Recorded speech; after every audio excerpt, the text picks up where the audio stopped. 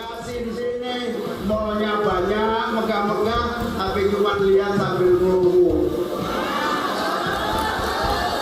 Saya punya teman, jalan-jalan ke mall, gendong anaknya, muter aja, terus anaknya bilang, cuma lihat-lihat doang Bu. Ya iya, loh dompetnya kempes. Caimin kritik pembangunan tol Jokowi, disebutnya tak adil, tukang becak tak bisa gunakan, auto diskakmat Ridwan Kamil, capresmu kampanye nggak pakai jalan tol tapi pakai jet ya. Kenapa dengan international trust yang tinggi, rakyat kan makannya nasi. International trust nggak bisa dimakan, ya memang nggak bisa. Sama seperti jalan tol tidak bisa dimakan. Ya memang. Nah, ini contoh menghabiskan energi untuk hal-hal yang tidak produktif. Tapi tidak apa-apa. Saya malah senang, memang harus ada yang begini-begini. Halo, selamat datang di channel Redaksi Jurnal bersama JJ. Pembangunan jalan tol yang gencar dilakukan pemerintah mendapatkan kritikan dari Cawapres nomor urut 1, Muhaimin Iskandar. Ia menilai jalan tol tidak bisa dinikmati oleh tukang becak. Melihat kritikan tersebut, Ketua Tim Kampanye Daerah TKD Jawa Barat pasangan Capres Prabowo dan Cawapres Gibran, Ridwan Kamil langsung pasang badan. Sebelumnya, Caimin memang menilai pembangunan jalan tol hanya menguntungkan para pengguna mobil saja, sedangkan tukang becak tidak bisa ikut menikmatinya. Caimin menegaskan, pembangunan harus berlandaskan keadilan. Untuk itu, Caimin setiap pembangunan harus mendengarkan seluruh aspirasi masyarakat. Melihat hal itu, Ridwan Kamil pun merespon kritik yang dilontarkan Caimin terkait pembangunan jalan tol yang tak bisa dinikmati oleh tukang becak. Ia mengatakan tukang becak tetap mendapatkan dampak positif dari adanya jalan tol. Pertama, tukang becak ketika mudik naik bus lewat tol 2 jam ketimbang jalur normal 7 jam. Tukang becak lebih bahagia. Selain itu, Ridwan Kamil juga menjelaskan jalan tol bisa menekan harga kebutuhan pokok. Kondisi itu berdampak baik bagi peningkatan kinerja pedagang kecil seperti warteg. Selain itu, ribuan kegiatan ekonomi lainnya yang jadi lebih cepat membuat ekstra waktu untuk membuat lebih banyak berkegiatan, pertumbuhan ekonomi pun meningkat. Ya begitulah, ketika sekelas Cawapres masih dengan pola pikir terbelakang, pantesan negara berkembang susah majunya. Pola pikir oposisi hanya melihat dari satu sisi saja, tidak melihat sisi lain seperti Ridwan Kamil. Meskipun Kang Emil di kubu sebelah, tapi statement beliau saya setuju banget. Tukang becak memang tidak boleh masuk ke jalur tol, tapi ketika ia naik bus entah itu mau mudik atau pulang kampung, maka efektivitas perjalanan akan terasa lebih cepat ketika bus tersebut naik tol, bahkan bisa mempersingkat waktu tempuhnya. Masa masalah-masalah simpel dan basic kayak gini masih mau diperdebatkan sih? Emangnya Caimin sama Anies kalau mau kampanye nggak lewat tol? Oh iya, Anies kan pakai jet pribadi, atau mungkin ia naik awan yang tidak memiliki KTP? Waduh doh. Memang kalau saya perhatikan pasangan Anies Caimin ini nggak terlalu visioner, tidak melihat kebutuhan Indonesia 5 tahun, 10 tahun, 50 tahun ke depan. Padahal pemerintah seharusnya bukan hanya memikirkan kebutuhan saat ini, melainkan juga masa depan. Jadi pembangunan jalan tol ini melihat perkembangan dan juga menjemput ekonomi di masa depan. Dari sini sebenarnya Caimin ingin mencari celah-celah kosong. Bagaimana caranya membuat kepercayaan publik menurun terhadap pemerintah. Di samping sebagai ajang cari dukungan yang menggambarkan bahwa dirinya lebih pintar, bahwa dirinya lebih brilian, otaknya lebih encer. Yang bila Indonesia ke depan dipimpinnya, maka Indonesia akan menjadi negara yang maju, adil, sentosa. Makanya Caimin membangun opini serta narasi buruk atas pemerintahan Jokowi yang tidak sesuai fakta.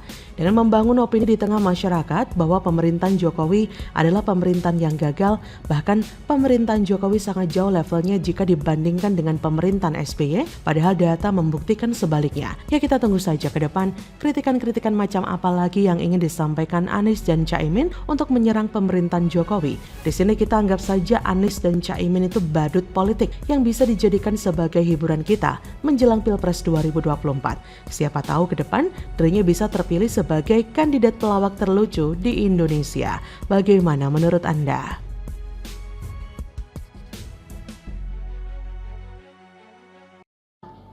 Nah, yang menarik Dilihat dari hasil survei Litbang Kompas ini, suara dari Eyang Prabowo tampaknya sudah stuck, nggak bisa naik tinggi lagi.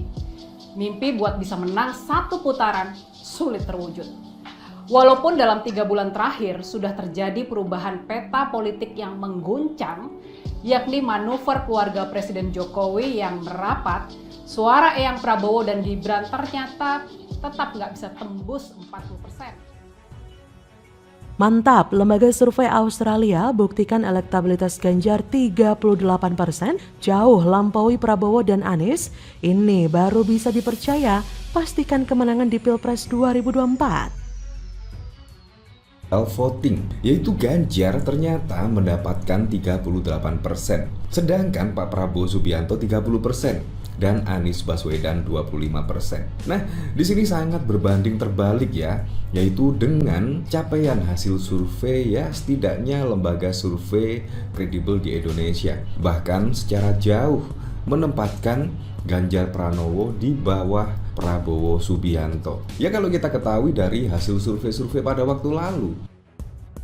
Halo, dengar suara JJ di channel Redaksi Jurnal. Seperti dilansir dari Business.com, Roy Morgan, lembaga riset yang bermarkas di Australia, menempatkan capres nomor urut 3 Ganjar Pranowo di peringkat teratas mengungguli Anies Baswedan dan Prabowo Subianto. Namun demikian, Roy Morgan melakukan survei pada Juli-September 2023 terhadap 2.630 pemilih Indonesia yang berusia di atas 17 tahun. Itu artinya survei dilakukan sebelum manuver keluarga Jokowi yang diawali dengan putusan Mahkamah Konstitusi. Berdasarkan survei tersebut, Ganjar Pranowo meraih total suara 38%, naik 10% sejak kuartal Maret 2023. Ia mengungguli Prabowo dengan perolehan 30%, naik 13%, dan Anies 25%, naik 10%. Sementara itu, sekitar 7% partisipan menyatakan tidak memilih ketiganya. Selain itu, survei ini juga menemukan jika Ganjar memimpin perolehan suara dengan kuat di Pulau Jawa, sementara Prabowo bersaing ketat dengan Ganjar di Pulau Sumatera. Kata CEO Roy Morgan Michelle Levin, pada Jumat 15 Desember, Ganjar dari PDIP memimpin dengan kuat di Pulau Jawa yang paling padat penduduk di Indonesia dengan dukungan 41%, unggul lebih dari 10% dari penantangnya Prabowo 29% dan Anies 25%. Sementara itu di Pulau Sumatera yang merupakan pulau terpadat kedua di Indonesia dengan 60 juta jiwa, Prabowo imbang dengan Ganjar dengan perolehan 33%. Anies berada di urutan ketiga dengan perolehan 28%. Prabowo juga unggul di Pulau Sulawesi dan Kalimantan. Di Sulawesi Prabowo 42%, Ganjar 33%, Anies 22%, sementara Kalimantan Prabowo 30%, Ganjar 25%, dan Anies 25%. Berdasarkan perhitungan tersebut, Levin mengambil kesimpulan bahwa Ganjar merupakan kandidat terkuat untuk memenangkan Pilpres 2024.